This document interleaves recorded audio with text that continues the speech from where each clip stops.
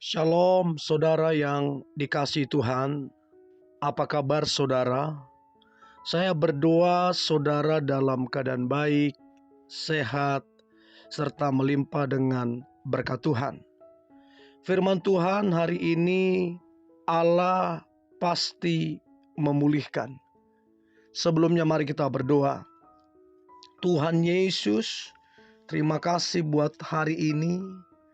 Sungguh keberadaan kami sampai hari ini karena kemurahan Tuhan.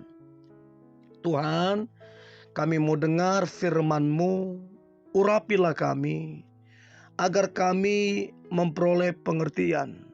Terlebih kami menjadi pelaku firman-Mu. Kami sangat percaya hidup kami pasti diberkati dan menjadi berkat serta menyenangkan hati-Mu. Dalam nama Tuhan Yesus kami berdoa, haleluya, amin. Allah pasti memulihkan. Ayub pasal 42 ayat yang ke-10 dikatakan, lalu Tuhan memulihkan keadaan Ayub setelah ia meminta doa untuk sahabat-sahabatnya. Dan Tuhan memberikan kepada Ayub 2 kali lipat dari segala kepunyaannya dahulu.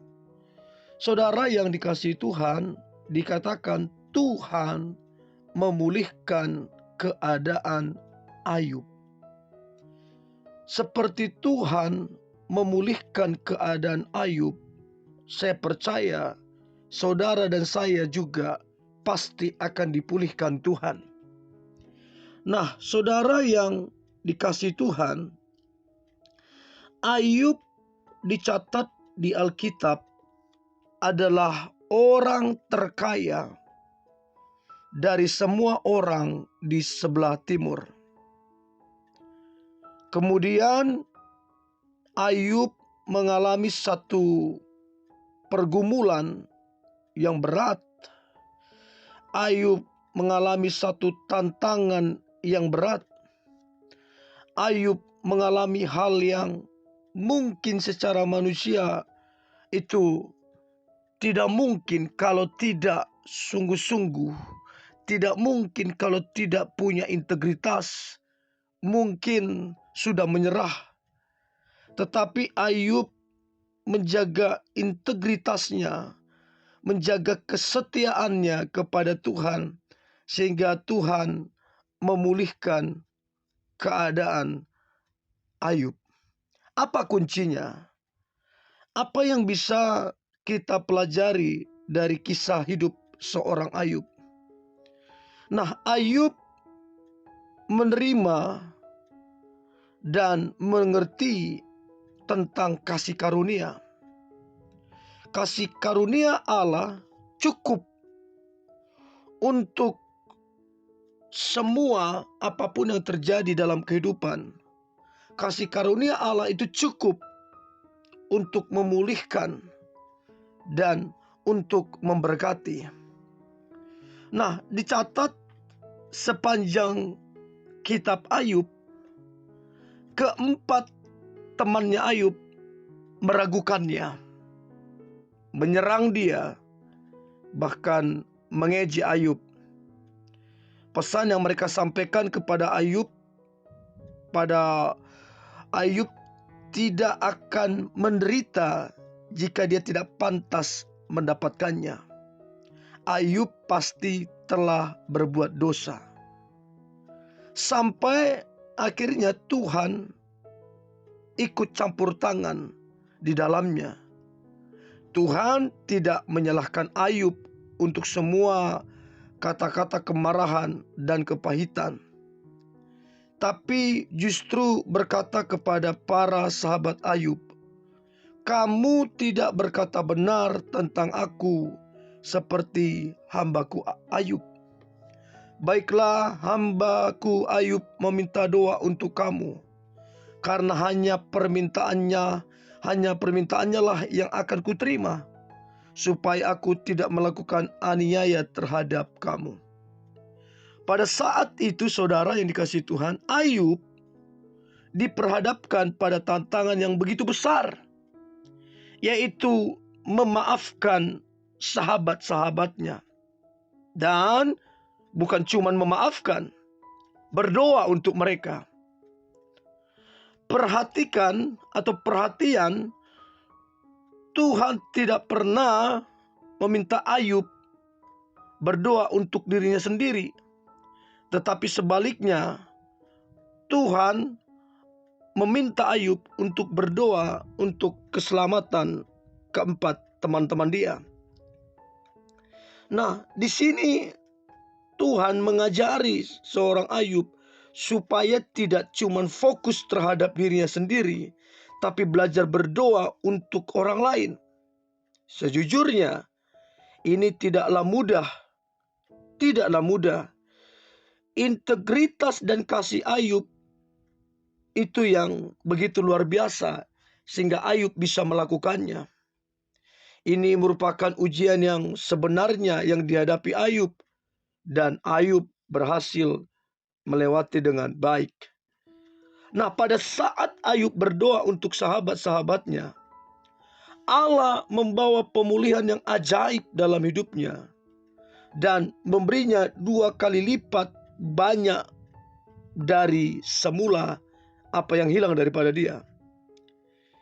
Bentuk ketaatan Ayub kepada firman Allah sehingga dia melihat keajaiban Tuhan yang begitu luar biasa. Saudara yang dikasihi Tuhan, kepahitan, kekecewaan, amarah seringkali menjadi penghalang ataupun menjadi penghambat untuk kita mengalami hal yang besar. Kekecewaan, amarah itu seringkali menjadi penghalang yang besar. Kalau kita belajar mengenai kisah seorang Musa, di mana Musa memimpin bangsa Israel menuju tanah Kanaan itu selama 40 tahun. Dengan jelas di Alkitab dikatakan tanah Kanaan itu sudah dekat, sudah bisa dipandang, sudah bisa terlihat oleh sejauh mata memandang. Tetapi apa yang terjadi saudara? Musa tidak diperbolehkan Tuhan masuk ke tanah Kanaan yang begitu diimpikan oleh semua orang. Nah, menjadi pertanyaan, kenapa Musa tidak masuk? Sebab Musa marah dan dia melanggar kekudusan Tuhan. Tuhan bilang perintahkan bukit gunung itu, bukit batu itu, maka air akan keluar.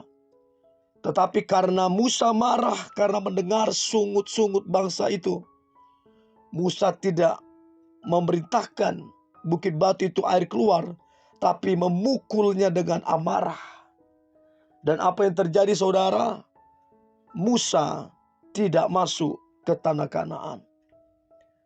Nah, kita mesti belajar dari seorang Musa untuk kita bisa meredam amarah kita.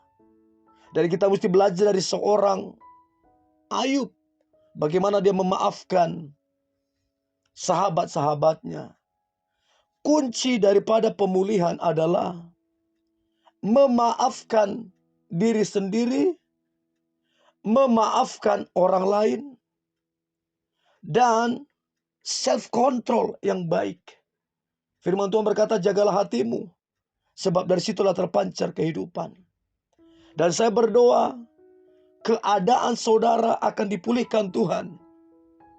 Jikalau saudara, engkau mengampuni dirimu sendiri. Siapa tahu selama ini engkau kecewa dengan dirimu.